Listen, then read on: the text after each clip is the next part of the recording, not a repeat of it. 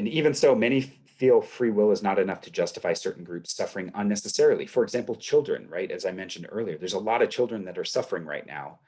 And it's not like they're doing anything wrong, right? They just happen to be born on the wrong, in the wrong zip code.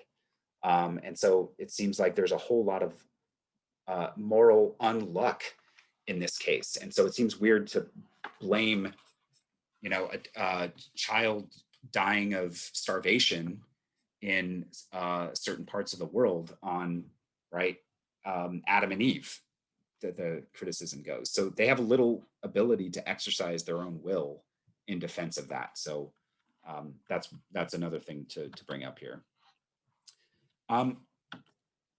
The soul-making defense, right? Remember, we can't appreciate the good without evil, that kind of defense.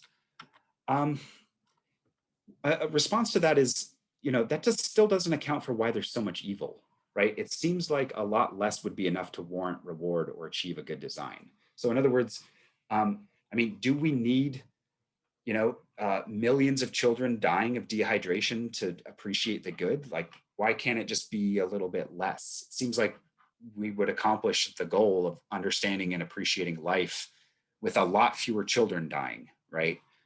So it seems like there's an inordinate amount of evil for God to achieve that plan, right?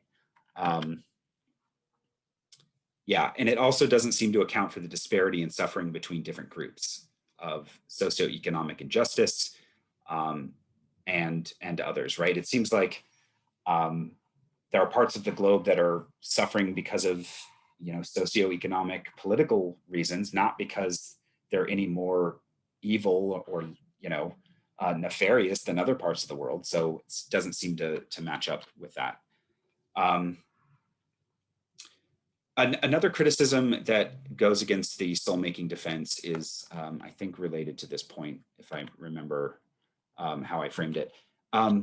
If it goes something like this: if evil helps us appreciate the good, well, that opens up to a really bad problem, I think.